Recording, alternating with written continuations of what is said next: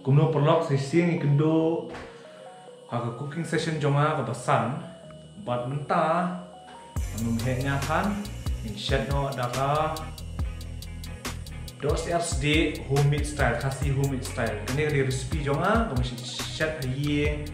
kene kido seni style ka banga sobet de ka sup ha yang paling utama bidang kam dos r lo ada hot Rinsun ba dung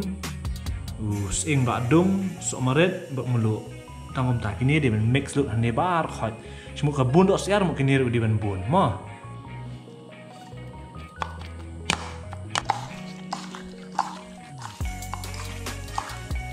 ini yang ba tap no cai di fry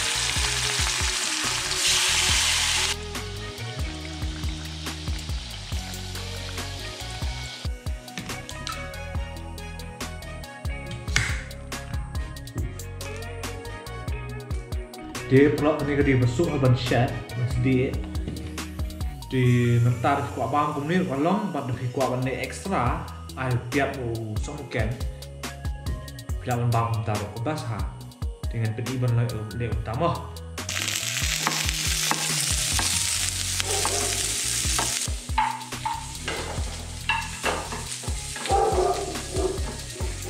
tetap nak ni dok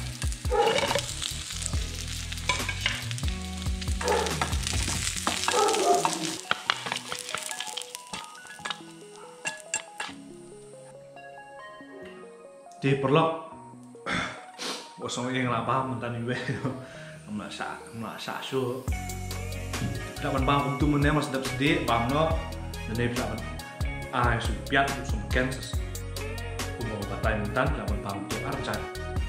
di kubri sibuan berfly pet kini kini kecil syak masuk ha kemudian Chinese kemudian kini khasi homemade style chicken deep fried mau dapat syak kumung noi kan ni di sa itu lang kalau di recipe jonga masa share lang ini video jonga mo boleh sebuah berfly pet ini di jikset masuk ha mau mana dan piak dan sun sing somaret belum di kuntan si kedua part next juice cooking session kawa review mo good night